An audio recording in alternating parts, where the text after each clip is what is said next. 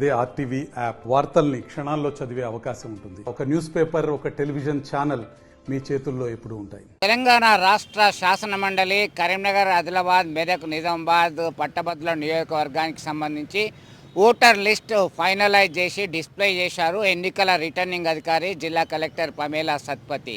కరీంనగర్లో వారు డిస్ప్లే చేయడం జరిగింది. దీనిలో 15 జిల్లాల పరిధిలో ఓటర్లు ఉన్నారు.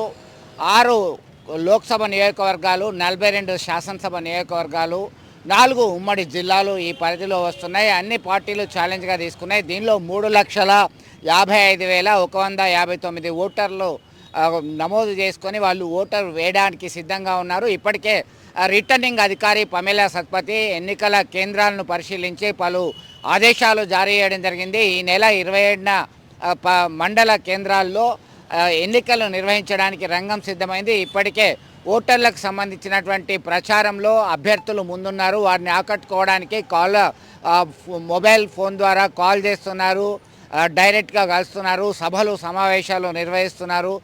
ప్రత్యేకంగా 4 మధ్య పోటాపోటీగా ప్రచారాలు కొనసాగుతున్నాయి. ఎందుకంటే అత్యధిక మంది 100 మంది నామినేషన్లు వేశారు. 30 మందికి నామినేషన్లు తిరస్కరణకు గురయ్యాయి. మిగతా వారు విత్డ్రాల్ చేసుకున్నారు. ప్రస్తుతం ఫైనల్గా 56 మంది బరిలో ఉన్నారు గ్రాడ్యుయేట్ కాన్స్టిట్యుయెన్సీకి సంబంధించి. దీనిలో 2,26,765 మంది పురుషుల ఓటర్లు ఉన్నారు.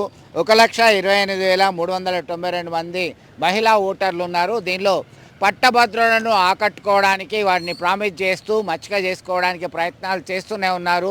ప్రాధాన్యత క్రమంలో ఓటు వినియోగించుకునేటువంటి అవకాశాలు ఉన్నాయి. దానికి వీరు కసరత్తు చేస్తున్నారు. ఫస్ట్ ప్రిఫరెన్స్, సెకండ్ ప్రిఫరెన్స్, ఇట్లా ఎంతమంది బరిలో ఉన్నారో అందరికీ కూడా ఓటు వేసేటువంటి అవకాశాలు ఉన్నాయి. ఎట్లా అయితే బాగుంటుంది, మేమేం చేస్తాము అనేటువంటి మేనిఫెస్టో సైతం స్వతంత్ర అభ్యర్థులు సైతం ప్రకటిస్తూ అభ్యర్థులను మచ్చిక చేసుకునే ప్రయత్నాలు చేస్తున్నారు. ఇప్పటికే ఇటు కాంగ్రెస్ పార్టీ అలాగే భారతీయ జనతా పార్టీ అగ్రనేతలు రంగంలోకి దిగారు. తమ అభ్యర్థి గెలుపు కొరకు కృషి చేస్తున్న పరిస్థితులు కనబడుతున్నాయి. ఇక ప్రధానమైనటువంటి పోటీ ఇచ్చేటువంటి అభ్యర్థులు సైతం ఇతర పార్టీల గుర్తు అంటే వారు బలపరిచే విధంగా తీసుకొచ్చారు. దానిలో భాగంగానే వారు రంగంలోకి దిగినటువంటి పరిస్థితి. ప్రస్తుతం అయితే ఈ ఎన్నికలకు సంబంధించిన హడావుడి సాధారణ ఎన్నికలను తలపించే విధంగా కొనసాగుతుంది. ఉపాధ్యాయ మండలికి సంబంధించి సైతం 27,088 మంది ఓటర్లు ఉన్నారు. ఉపాధ్యాయులు వాళ్ళకి ఓటు వేసేటువంటి అవకాశం ఉంది. దీనిలో ప్రధానంగా 4 మధ్య మళ్ళీ పోటీ ఉండేటువంటి అవకాశం ఉంది. దీనిలో నువ్వా నేనా అనేట్టు ప్రచారంలో దూసుకుపోతున్నారు పలువురు అభ్యర్థులు. ఉదయం నుంచి సాయంత్రం దాకా వివిధ ప్రాంతాలు పర్యటిస్తూ ఓటర్లను కలుస్తున్నారు, డైరెక్ట్గా కలుస్తున్నారు. ఎందుకంటే చాలా విస్తీర్ణం అధికంగా ఉండడము, అత్యధికంగా ఉండడము, దీనిలో భాగంగానే ఛాలెంజ్గా తీసుకోవాల్సినటువంటి పరిస్థితి వచ్చింది.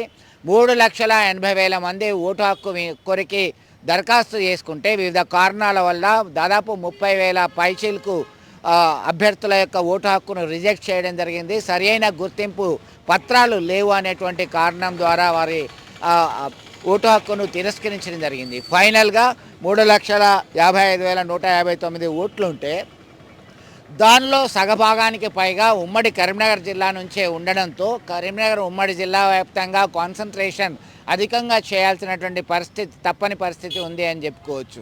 వీడియో జర్నలిస్ట్ సుమంత్తో కలిసి చంద్రశేఖర్, RTV, కరీంనగర్ నుండి. మరిన్ని వీడియోస్ కోసం ఛానల్ ని సబ్స్క్రైబ్ చేయండి. లేటెస్ట్ అప్డేట్స్ కోసం వాట్సాప్ ఛానల్ ని ఫాలో చేయండి. అండ్ లింక్ డిస్క్రిప్షన్ లో ఉంది.